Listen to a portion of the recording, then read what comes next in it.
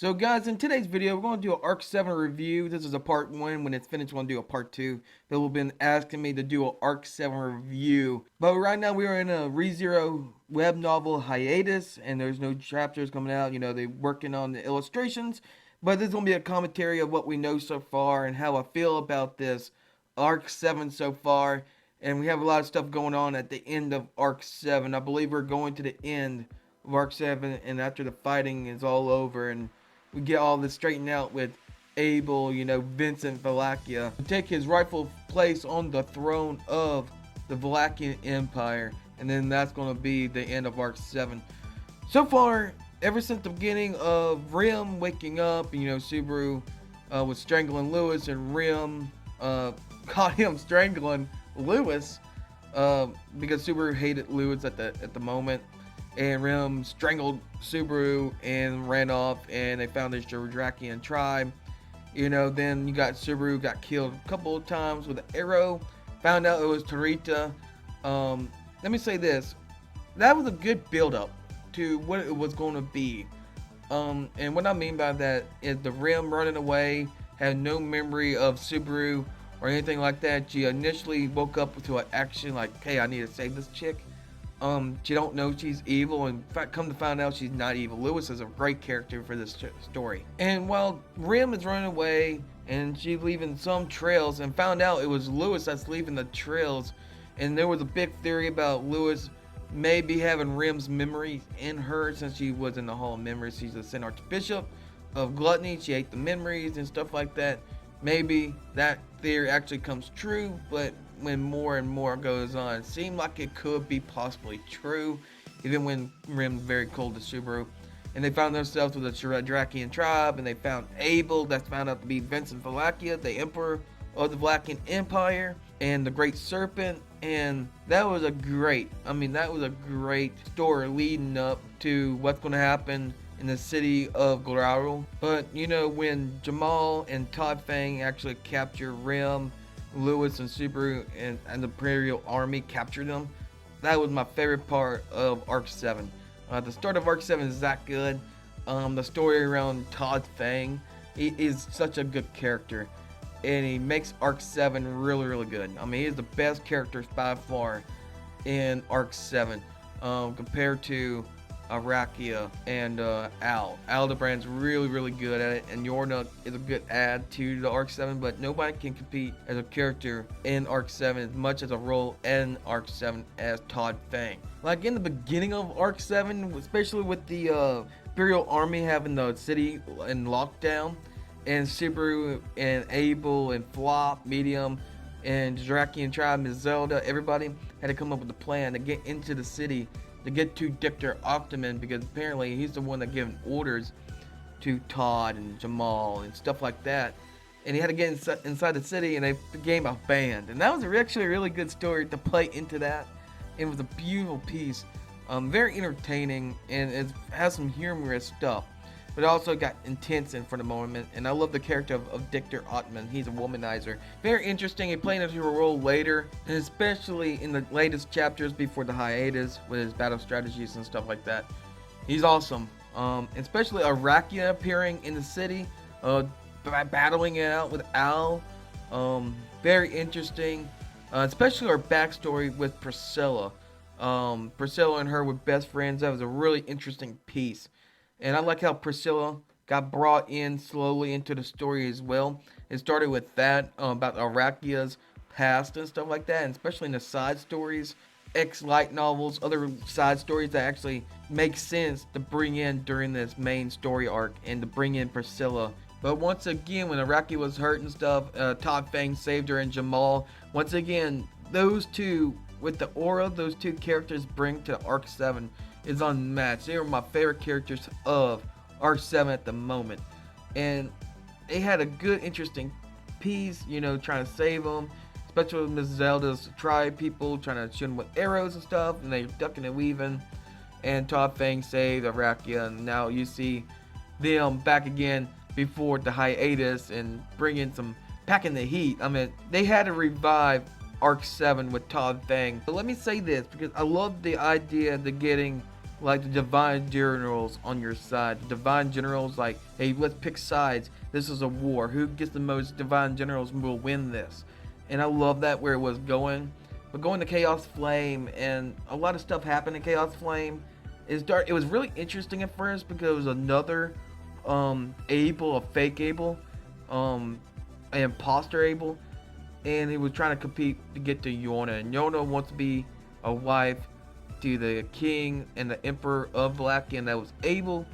So he had to persuade her and stuff like that to get her on his side.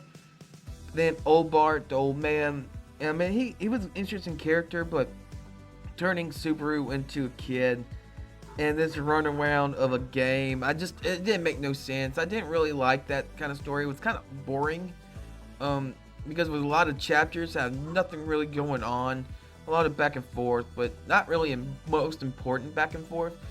It was just nothing really interesting to add to the story, and it got so boring, and they had to make a big change, so they had to go on a hiatus, like once or twice, and they had to change some stories up, and then they continued with Obar, and then all of a sudden Satella came out, and all of a sudden you see Subaru and Tanzo got shipped it somewhere, and they met Celsius, and they went to the Gladiators Arena, and they met new characters, Hyens and Wits, when they joined Subaru, and they have their own little group, and then Todd Fang entered the fray, and now they had Todd Fang to save this arc.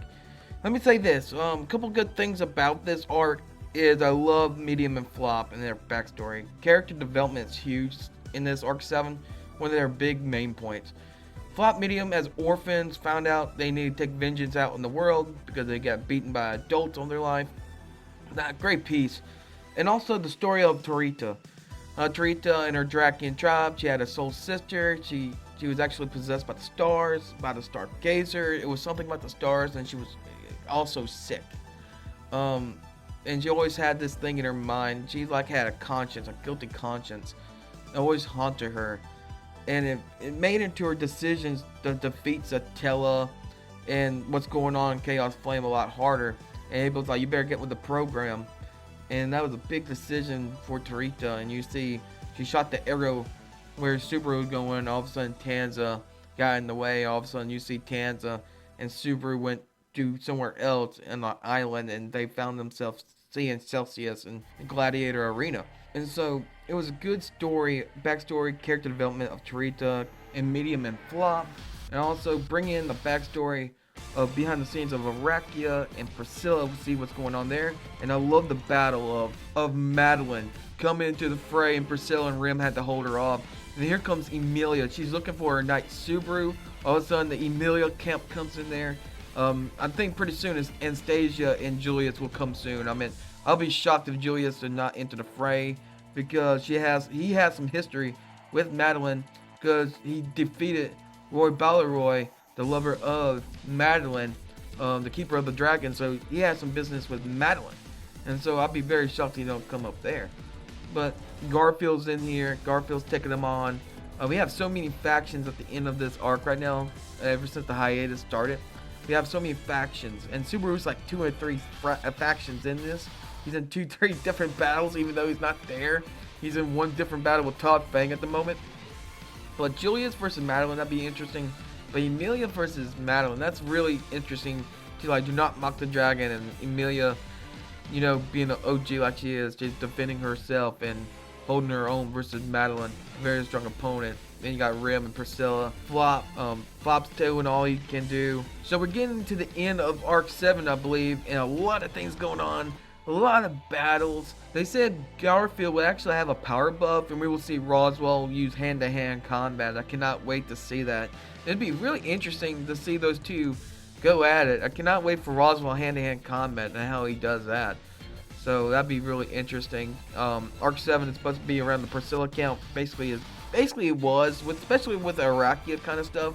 We'll see how it all comes together, and it is based around the Priscilla count. Right now, the beginning of Arc 7 was a grade A. It was awesome. The start of Arc 7 leading up to the city of Growl, awesome.